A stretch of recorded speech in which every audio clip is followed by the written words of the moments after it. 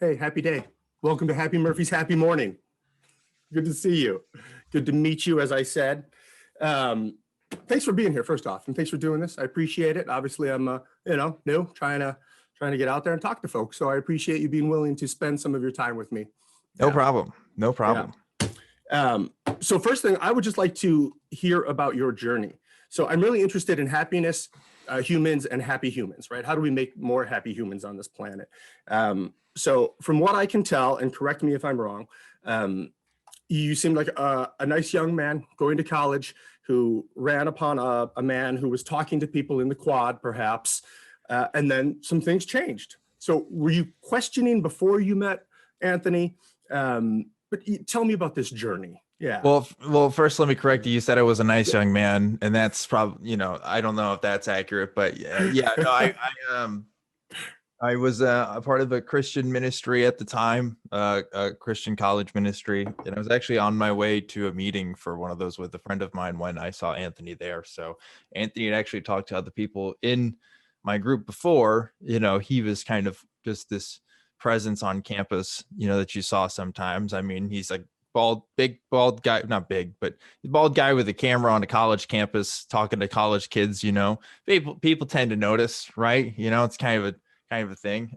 But he wasn't doing anybody any harm, obviously. I mean, I talked to him for a while and had a pretty good conversation. But yeah, I think I gave the impression that I was really strong in my faith at the time. I don't think that was true internally. I think there's a pressure within at least the Christianity that I grew up in to definitely give outward displays of faith as much as possible to give good sort of reputation to Christianity in general, I guess. But just sure. There is this idea that you want to try to believe even if you don't, and the more that you try, the better of a human being you are, which is an idea that I don't vibe with anymore. But that was definitely kind of what I thought at the time. So yeah, in the video, I do say I'm 100% sure of my beliefs, but I don't think that was true. I think that was more posturing than anything. Sure. Yeah. So you ran across Anthony, and what changed?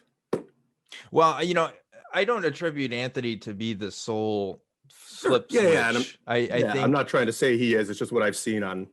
Yeah. When people talk about it, I mean, that's the only video they've seen of me. So they assume, oh, well, that's it. But it's like, I'm sure there was much more to it. Yeah. I lived a whole life, I lived a life. That was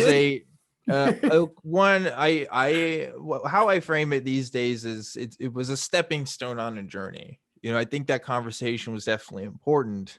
But it's very rare that you meet somebody that says, yeah, a single conversation changed their mind about everything. I think that's for sure more of an anomaly than anything. And so I don't like to give that impression that that's what it was, but it was definitely important. And it's why I do what I do now, which is having conversations with people about their beliefs, because it was definitely important for me. But yeah, it was a combination of a lot of things, to be honest with you. Okay. Yeah, no, I appreciate that. And thank you for correcting me on that. Mm-hmm. So do you do street epistemology now? Is that your take? And if so, could you just, tell a little bit, what is that method? I think it's fair to say that what I do is inspired by street epistemology. I don't think that it's fair to say that it's a strict application of what the community typically defines as the method. And the reason why I say that is because I'm a host on a call-in show. And so I'm talking to different people for, only a certain length of time. And I also bring in guests in on a conversation. So the environment there isn't really as controlled as what a street epistemologist might want in an ideal situation. And I'm also not completely using the method. I'm giving my opinion on a lot of things and giving my personal perspective and creating a sense of dialogue there, which isn't really what the traditional street epistemology model is. It's more of a sort of strict question and answer kind of system of communicating with people, in my experience. And so it's inspired because I ask the questions that a street epistemologist would ask, but my full application of the method it's a bit more broad because I am trying to entertain people on a show at the same time while I'm cycling through different callers, while I'm going through different topics, while I'm having conversations with guests. So it's kind of a mix. So is it inspired? Yes. Is it completely strict epistemology? No. I would say you should watch people like Anthony Magnabosco or Reed Nicewonder from Cordial Curiosity. I think they're the ones who I would say are doing the best job at having those pure SE conversations, what I would call it. Fantastic. So it was I guess a mental journey. Was it more of a mental journey or more of an emotional journey? The journey out of religion. I mean, definitely both. Definitely both. Yeah.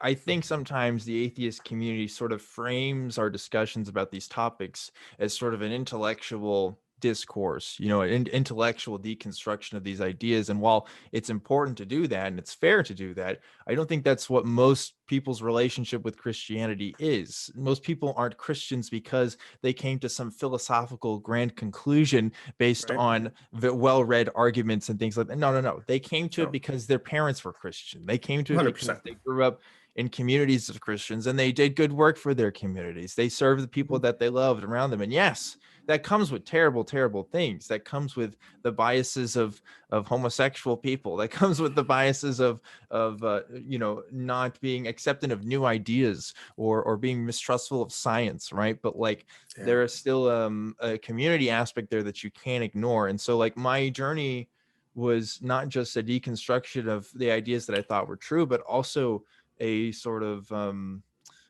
distancing from the community that I once identified with, my tribe, you know? Yeah, that's really hard. Yeah. And I think if we acknowledge that more, I think we'd be more successful in our conversations with people, because people don't want to leave their tribes, you know? It's pretty scary to leave your tribe. No. Yeah, it's scary to be alone in this world, you know? We're brought into the world as, you know, little vulnerable babies who rely wholly on our parents. And we're like that for a decade, pretty much. Yeah. Sure. And at the time, I didn't feel like there was a lot of people in the atheist community I could really relate to.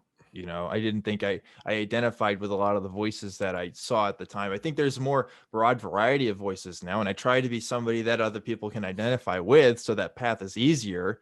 Sure. But there's that element of it too, because it's like when you leave, well, what now?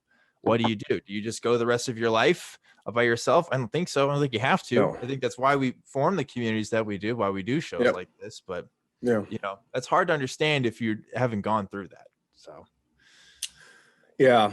And I've never been religious, so I've never had that extended family that one would have if they were born and raised. And I've certainly had friends. You know, I would sleep over at their houses on Saturday night and go to church with them on Sunday morning. Okay. Yes, if they were Catholic, I would go eat the bread. That's what you know. Free meal. I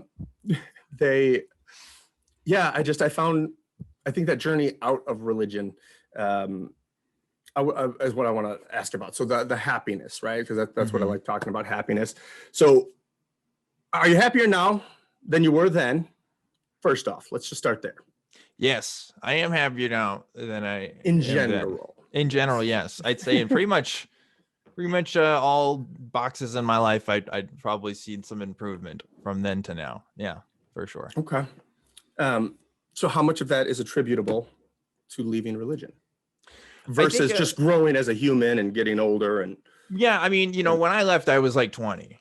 Or, you know, I'm like 25 now. So, you know, part of that is growing up. Part of that is figuring out life a little bit more, definitely. But a huge chunk of that is that transitional space, because it's not that I wasn't necessarily happy beforehand, but in that transition period, I mean, that was hard because I found myself in this middle space where I couldn't quite relate to the atheist yet. I wasn't quite there, but I also couldn't relate to my Christian friends anymore. I realized, I'm kind of in a space where I feel like I can't talk to them about this stuff because either they don't understand it, or if they do talk to me about it, I think their takes are bad.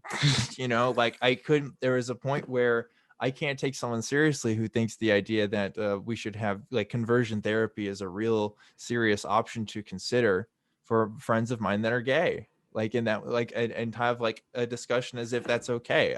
At some point I had to draw a limit and say, hey, this isn't right. I can't stand with this. And I have to limit my association with you. So it's like, that's hard. So being in that space is hard. But now, you know, I'm most known. Well, I don't know if most known. I'm known for doing work with the atheist community of Austin. I do a lot of stuff with them with my show Truth Wanted, and so like I have developed a new sense of community there, and I've tried to give other people a space to talk about the problems in their lives by doing a call-in show and being able to relate on a level that maybe they can't either with their friends and family wherever they're at. So yeah, like I'm happier in that sense for sure. I think that's how that plays a part. Excellent. Yeah. Thank you. And thank you for creating that community, like you said. I try. Yeah, you do. You succeed. Jim Carrey has a quote where he says, the effect you have on people is the greatest currency in life. What effect do you think you have on people? Well, I think there's what I hope to have on people. You know, I don't know what Certainly. I actually have on people, right? I mean, you can't give your opinion on the internet without somebody trying to tear you down. That's always a thing, no matter what you do. But like, what I hope to have is, I hope to show people like, hey, we can talk about these ideas in different ways. Like there's a different way to do it. You know, I say this because, you know, my show kind of comes in response to other call-in shows. You know, most notably is the Atheist Experience, right? That's like the one that's been on the air for, I mean, pretty much as long as I've been alive, right? Like it's been going on, and that was like the default. I mean, that was the atheist show, you know, at least in my mind. There's other shows like it, but there wasn't one quite like AXP. And I noticed that Matt does his thing. Matt does what he does, but I see other people and they try to be like Matt. And I think it's a combination of, well, you don't have to do it that way, but also like, you don't have to be something that you're not. I think people have other ways of relating to people and other ways of talking about these ideas without having to do what Matt does. Right. So I hope I can show people that and give people a place where like, okay, here's how we can create this space. Here's some of the tools. Here's some of the ways that I approach this. Maybe you can incorporate that into your own lives. Maybe you can improve the relationships that you already have with people that you love that may think and feel differently about these topics than you do. And I hope that's my impact on people. I hope I can give people that. Fantastic. Yeah, fantastic. So how do you define happiness? When I think of that, I think of that. You remember the Cheerios commercials back in the day where they're like, happiness runs in a circular motion. Fun is like a little boat upon the sea. That's what I always think of when I think of the word happiness. I'm going to have to look that up now so I can get the jingle. Happiness. I mean, gosh, how do you define happiness? I don't know. That's why I'm asking. I don't know. Yeah, I guess. Yeah, it's fair. It's like, I mean, it's a sense of self, I guess, a sense of relating to yourself in a positive way. Right on. I would say. Yeah. Like, that's how I put it. There. Excellent. Yeah, a sense of self, relating to yourself in a positive way. Yeah, absolutely. Yep. So going back to the happiness and religion, so I think a lot about negative contemplation, the Stoics, right? Sure. And I've naturally practiced negative contemplation over my life before I even knew what it was. And it's part of the reason that I've just been able to maintain a happy perspective, because I've always been able to put things in perspective and have references and realize that, you know, on my worst day, sure, 1 billion people who are, you know, starving and looking for water and things that I can't even comprehend on my worst day. Right. So I guess what I want to ask is, like, I see religious people thinking about some awful things, meaning like what's going to happen to their friends and family who don't believe after they die, and like ruminating on some of these things. And I just wonder how they can possibly help people's happiness. You know, when they're worried about their friends and family and worried that they're going to go to hell, or worried that they're constantly sinning, worried that there's somebody watching them, worried that their thoughts are being monitored by the big guy, you know? Yeah. So did that play any role in your happiness, I guess, is the question. Yeah. I mean, like when I was a Christian, my sense of God was this guy that was taking care of everything. You know, you didn't have to worry. You put all of your worries and anxieties on him, and he would take care of anything. But here's the deal. You have to follow these certain rules, and you have to live life a certain way, and it's going to be for your best benefit if you do. Now, God's going to take care of things either way, but this is what you have to do. This is your end of the bargain. Like that's kind of my relationship with it in a nutshell. And so like that manifested in unhealthy ways. I think it gave me, oh my gosh, a lot of anxiety about sex, like the worst.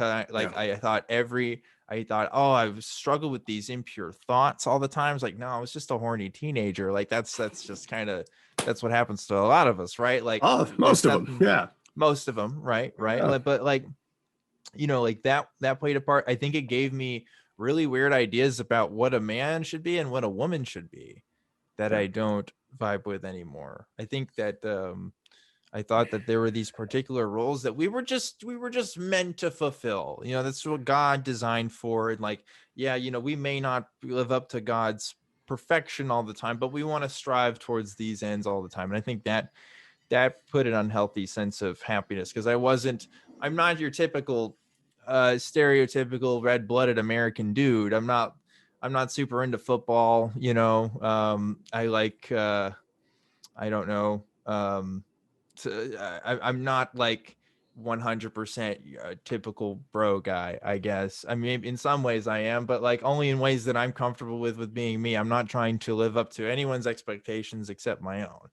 But at the time it was like there was that pressure to, oh, you got to marry a good Christian woman and you got to be a good husband to her.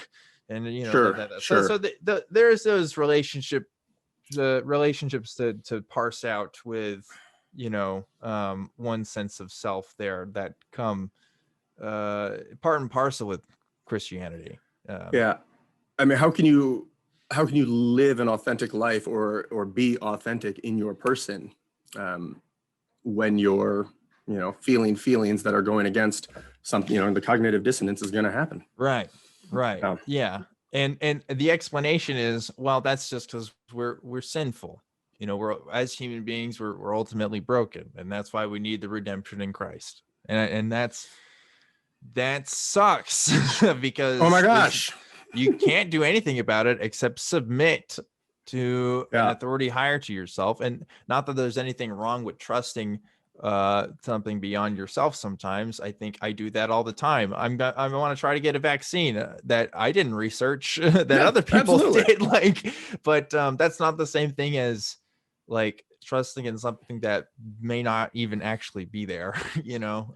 So yeah, it's just there's this psychodrama that plays out in Christianity for sure that lets you kind of not think about sort of some of the existential questions you're talking about earlier, like what about all my friends going to hell and stuff like that. That kind of gets put on the back burner, you know. Yeah, I've challenged some of my friends on that. I challenged them like, no, I want you to tell me that you think I will be burning in hell after we die. And they do not want to say it, but they're like, it's the logical conclusion, right? It's the implication. Like, yeah. And you're okay with that. You're okay with your God, you know me, you know my heart, the love, like. Well, then at that point I would say, well, it's not my decision, it's God's decision. Yeah, absolutely. Yeah. You know, it's God's. It's not. Yeah. Right. No, I didn't do it. Yeah. Right. But yeah. Okay. So what do you do today to help cultivate happiness tomorrow? Yeah. So like in my personal life or on my online kind of work, because those are two different things. Well, I mean, if you would be willing to speak to both of them, perhaps. Sure. Okay. Well, so I guess for the show, and my online presence in general, I try to be a positive person. I try to be someone that people can respect in terms of having a conversation with. I want to create a comfortable, safe space where people can share their ideas, even if I'm not in agreement with them, not because of some like weird centrist thing. It's just more of a like from a healthy perspective, like communicative perspective. I want to teach people those skills and being able to do that. So I try to do that on my online work, in my activism work, in my personal life. I mean, I try to do the same thing in that sense with with my personal relationships, having those healthy communication strategies. I also try to work out, try to work hard at my job, try to give time for myself to spend with the people I care about. And that's working for me so far. I'm doing all Yeah. right. Great. So you're keeping your body moving, you're keeping your mind energized, you're keeping active. And it sounds to me like you're actively creating the world that you kind of want to live in. Yeah, That you're I taking definitely, steps to. I definitely adopt that philosophy of be the change you want to see in the world. You know, you were talking about the Stoics earlier, Yeah. and I like me a Stoic stuff or two. Marcus Aurelius has that quote where he says, "Waste no more time arguing about what a good man should be one." Yeah. Just go And do I it. like that. I like that. Yeah. I try to implement that in everything I do. Yeah. Yep. It's actions. Yep. Um, so, love, happiness, fear, sadness. Which one motivates you? Do you move towards love and happiness, or do you think you tend to move away from fear and sadness? I Not think saying either. Yeah. I think Maslow's hierarchy of needs motivates me. So probably food and shelter first, and then all the rest of that good stuff. But like when you get to the top of that pyramid, yeah, I'd say yeah, like I like being the changer. I'm naturally kind of a performer in that sense. I work when we do the show, there's a lot of people that work behind the scenes, and we have this conversation of, man, I couldn't do what you do. Well, I couldn't do what you do. They tell me that they don't like being in front of a camera, and I tell them I don't like doing audio and editing and all the other stuff. I'm grateful that I have people that help me with all of that, because that's not my favorite thing to do. So yeah, like I like feeling like I'm performing that role that I know that I can do, using my skills to my building that sense of self-competence. I think that's psychologically important, and I think that's that's how I do it, is through the show and through my regular job and stuff. So Okay. So do you think that has changed over the years? And really what I'm asking is, do you think perhaps that when you were religious, that you would have moved more away from fear as opposed to towards happiness? Yeah, I think my Christianity was motivated based in fear in some part, because it's a fear-based religion. Yeah, like I thought I was going, I was never the kind of person that knew exactly what they wanted to do with their lives, but when I was a Christian, I thought I was going to work in like the Christian nonprofit sort of area. I thought that was kind of the direction I was heading towards, because I did want to serve other people in some way. Now I do stuff for an atheist nonprofit, so not too dissimilar, except the whole religion thing. But like those impulses are still there, I think, except before it was motivated on a desire to please an all-powerful God who could do anything you want it to be, and now I'm doing it because I can, and that's it. Yeah. Right. Yeah. Excellent. So has the ability to enjoy the journey versus the destination, how has that changed? In what sense? So in the sense that, do you enjoy the journey? Have you always enjoyed the journey of chasing a goal or trying to create something, or we're at a different time where you focus just on the destination, on the thing, the object, whatever? Yeah, I gotcha. Yeah, I get what you're saying now. Yeah, it's like when I was a Christian, I was definitely like, oh, I just need to wait on God to give me the opportunities to do certain things. Like I thought I had this hunch, really, that God was going to give me my wife when I went to college or something. Okay. What that was an expression of hope. Okay. And I like try to manifest that into the will of God. But, now it's more like, well, anything that I want, I have to try to work for that myself. And there's a huge conversation there about my access, my sense of privilege, and just the circumstances of my birth that allow me to get to that point. And I try to acknowledge that every day. I really do. And my thoughts on it now is I can use my privilege to the best of my advantage to help other people who don't have the good things that I do have. And that includes speaking out for the people who are oppressed and who are, who Christianity has hurt the most, quite frankly. And I try to elevate those voices as well. I try to bring all kinds of people of all that different backgrounds on my show, and do that. And of course, anybody is pretty much is free to call in, except like, I don't know, Nazis and, people like that. But yeah, we cast a pretty wide net. So yeah, that's how I like to roll.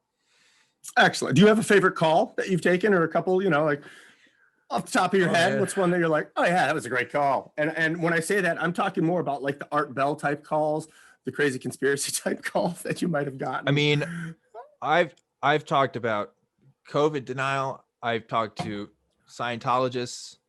I've talked to people that believe God is an eel. I mean, I've talked to all kinds of people. I mean, God is an eel? God is an eel. Okay. Because if you look at the languages on Earth, a lot of ancient languages, the word for eel is also similar to God. There it is. God is an eel. So anyway, yeah,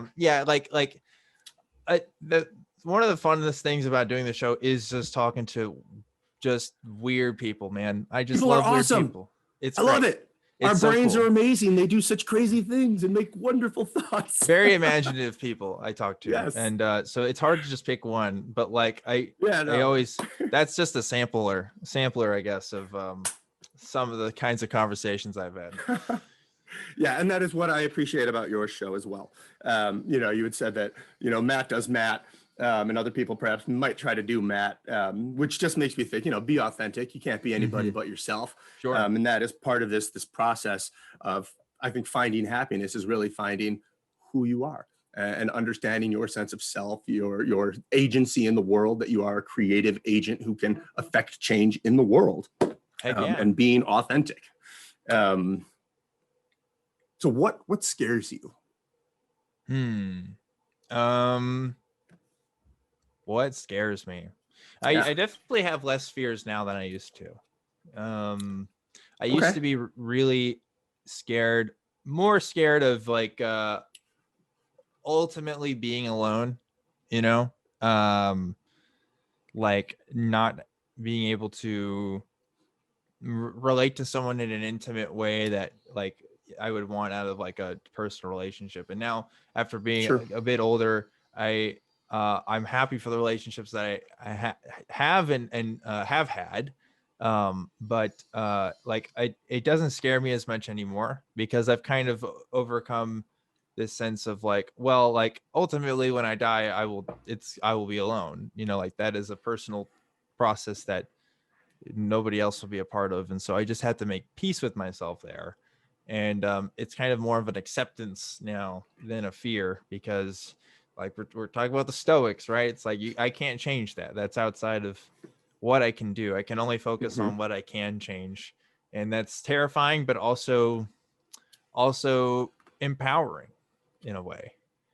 Because there are things you can change. Like that's what you should take away from that, Yeah.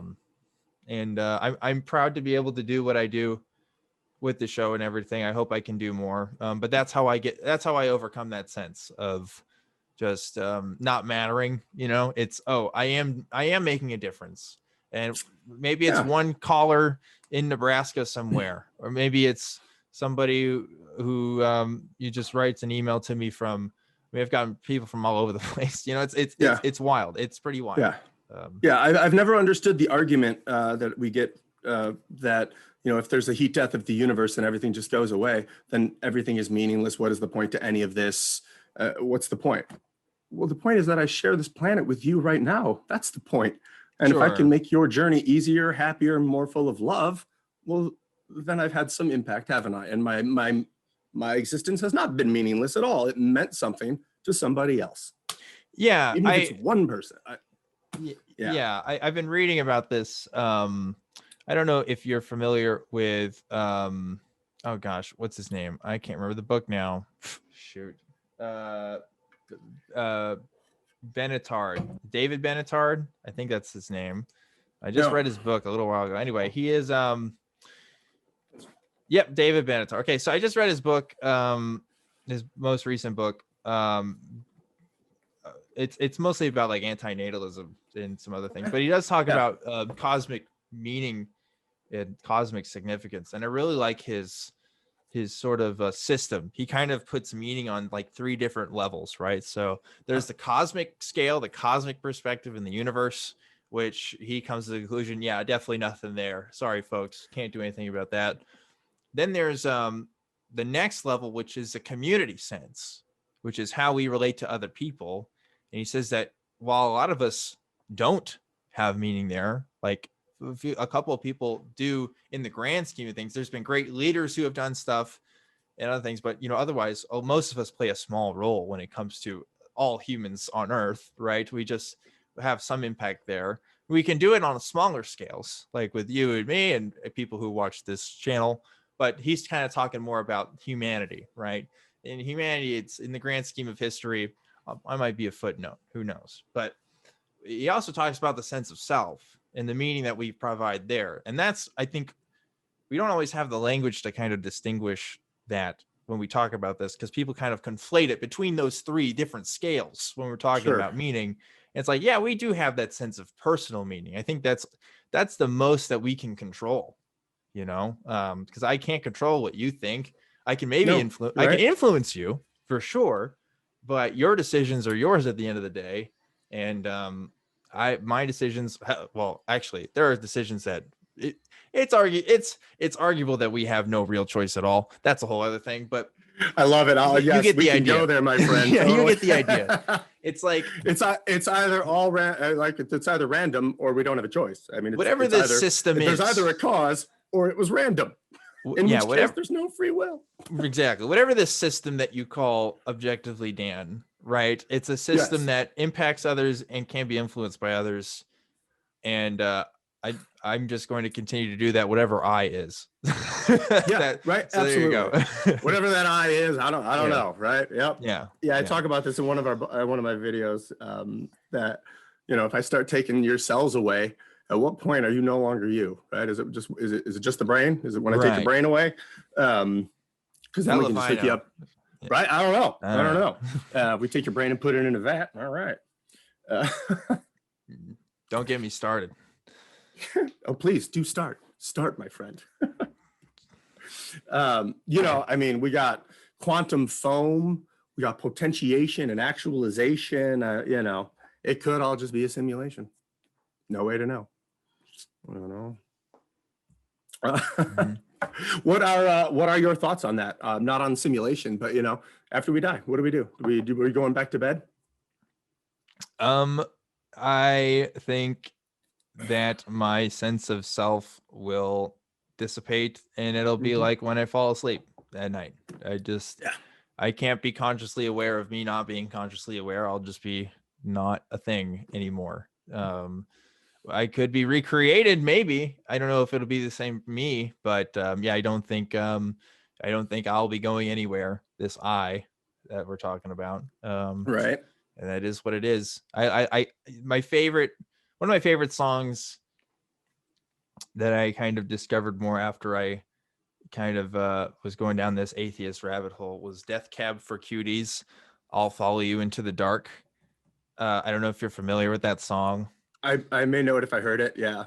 So the idea is it's basically like the first lines of the song are love of mine, someday you will die and I'll be close behind, I'll follow you into the dark. And it's like that has more meaning to me now as an atheist than it would as a Christian, because like as a Christian my sense of was like, oh, I have this eternal soul and you have this eternal soul and you and I can share this eternal soul together, because that's just destiny. That's just how it is. That's how the universe is. But instead, now I have this perspective of, oh, well, none of that was the case. This is actually all we have. And so like if there ever was something outside of what I believe, if it was there, I will follow you into the dark, whatever that is. And to me, that's more beautiful now. It is beautiful. I don't know what's out there. I don't know what happens I only can make assumptions based on what I can observe as a living person, but whatever it is, I choose to be with I'll you. go with and you. I like that song even more now. It's one of my favorites. So Yeah, no, it's beautiful. mhm. Yep. So how do you manage unpleasant emotions? Like anger, sadness, fear, frustration, disappointment. I used to be more into the meditation stuff. I picked up kind of that practice for a bit. To be honest with you, I haven't done that in a while. I think I do more. I think I focus a lot more of that in my workouts, in my Yeah. that time exercising is a time for me to kind of get a lot of that stress out in ways that I can't do in front of a computer. Yep.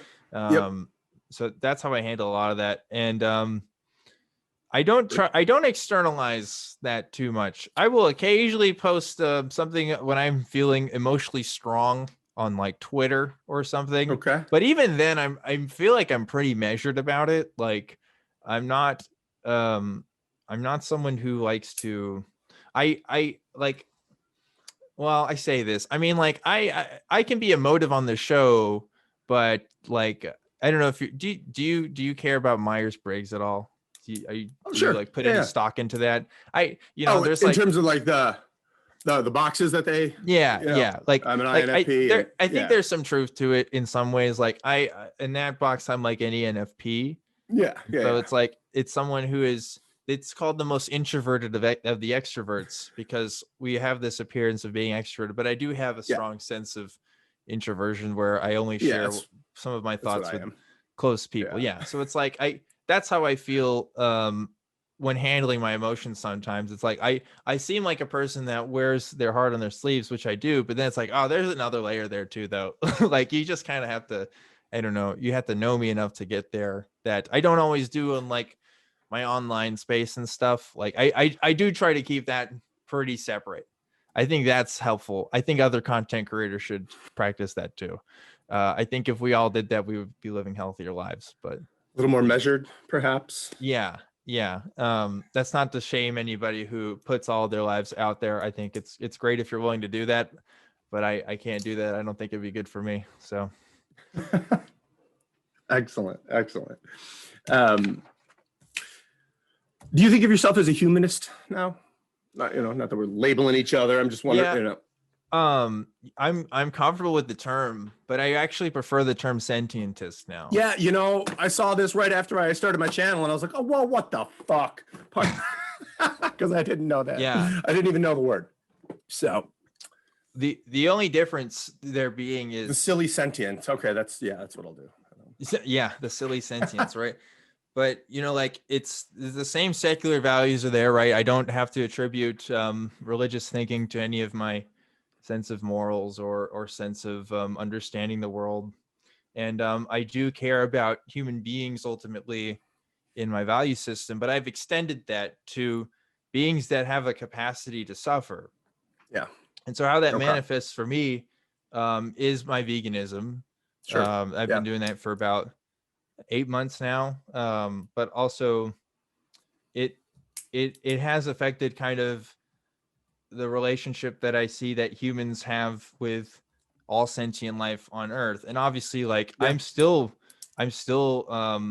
affecting harm just by taking up space, but also by like I drive a car around, like I make purchases of products that probably have too much plastic, probably have too much other stuff. And now I'm just on a journey of trying to mitigate that as much as possible. But like one of the easier ways for me to do that was switching to products that don't have animal products in it, because I can at least know that pretty much in terms of environmental impact and suffering to sentient beings, I can eliminate that to a better extent than I would with an animal product, right? So sure. Mm-hmm. Yeah. So I'll tell you first about my switch to veganism. What had happened there? It was January of last year that my wife and I switched. and I don't remember specifically what had happened. I'd been thinking about it for a while. We really didn't eat a lot of meat anyway, so we're not big meat eaters in general. So it was not a hard thing for us to do, because it was not a big part of our lives.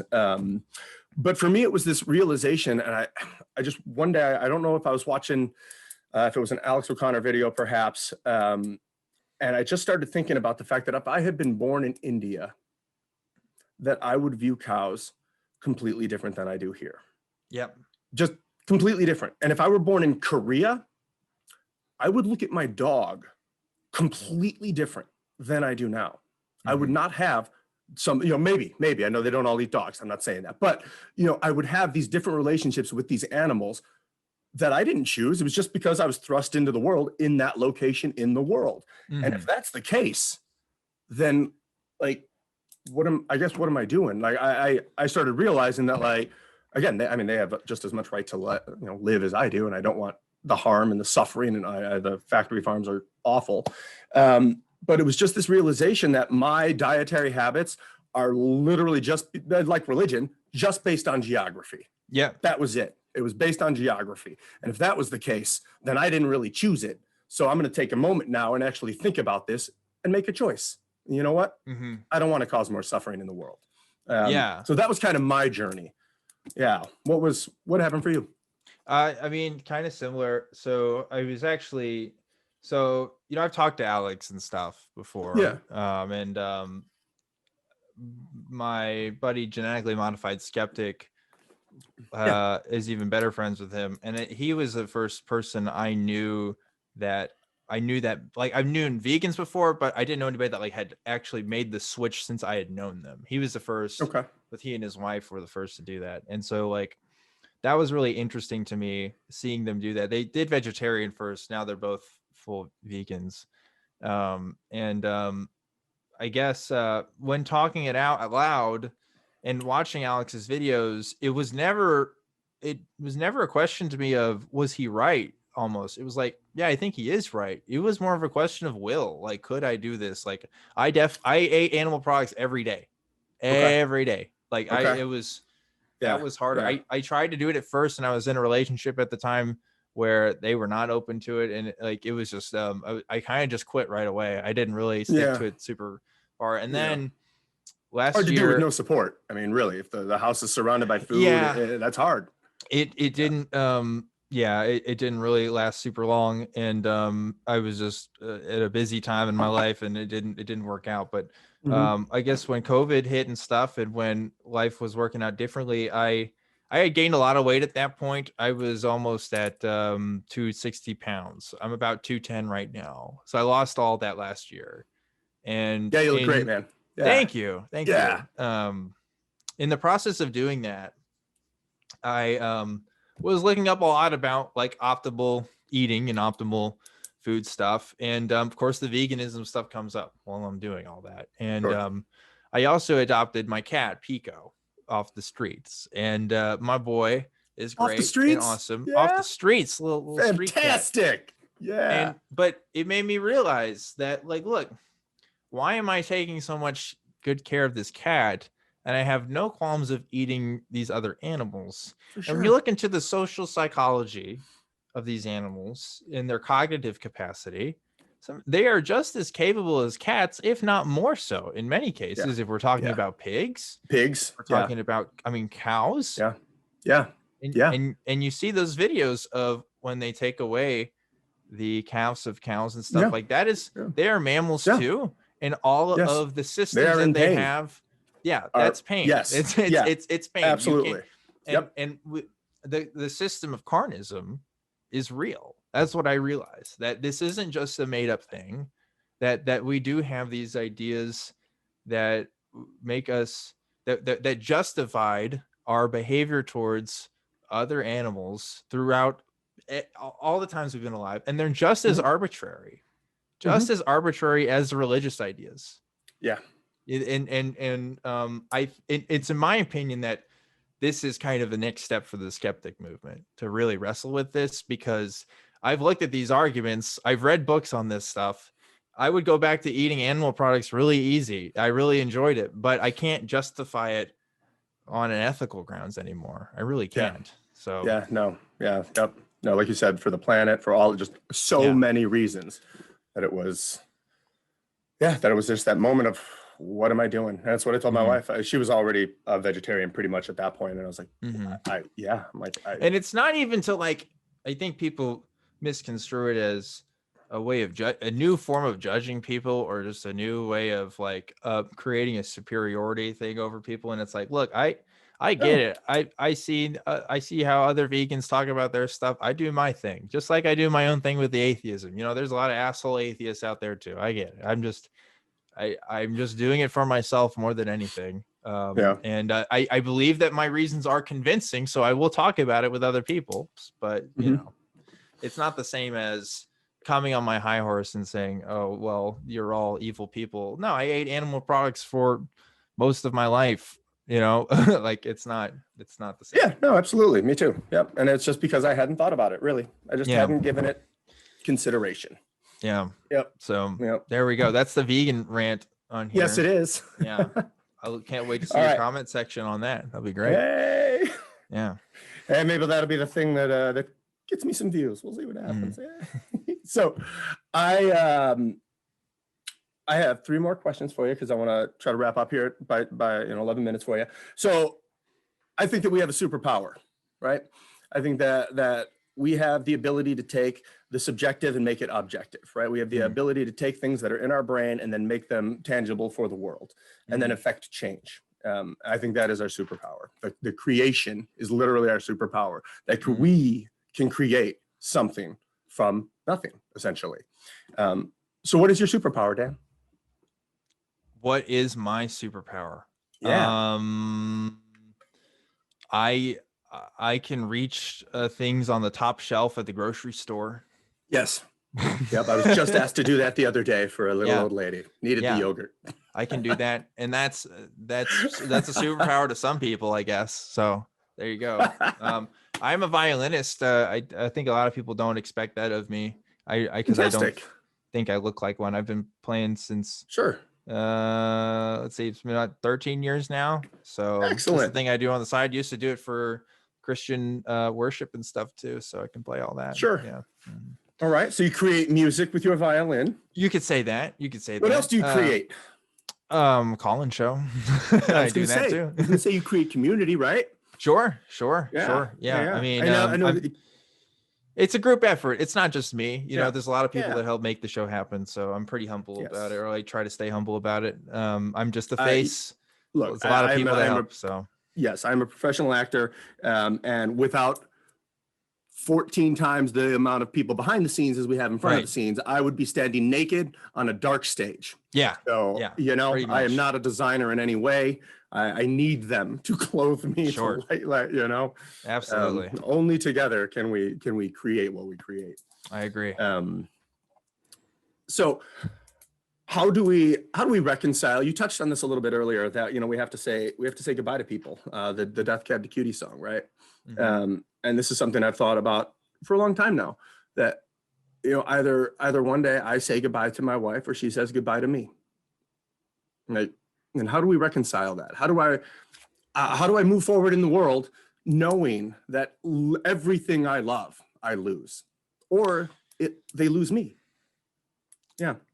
Well, there's an interesting premise in that question there, because I think the assumption being made there is that it's lost. And I don't know that it is totally lost. Maybe it's lost to an individual, but is it lost to society as a whole?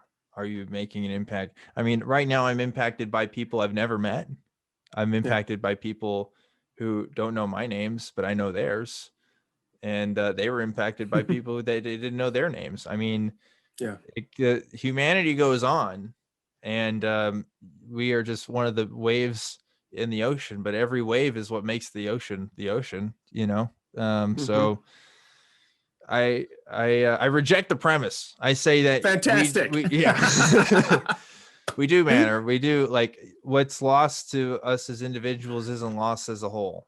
Even though, it's hard. I have no answers as far as what about this. I can only say that's what it is. What are we going to do about it? You know, Yeah. what can we do now that we know that this is the way it is? Yep. Thankfully, I have some time.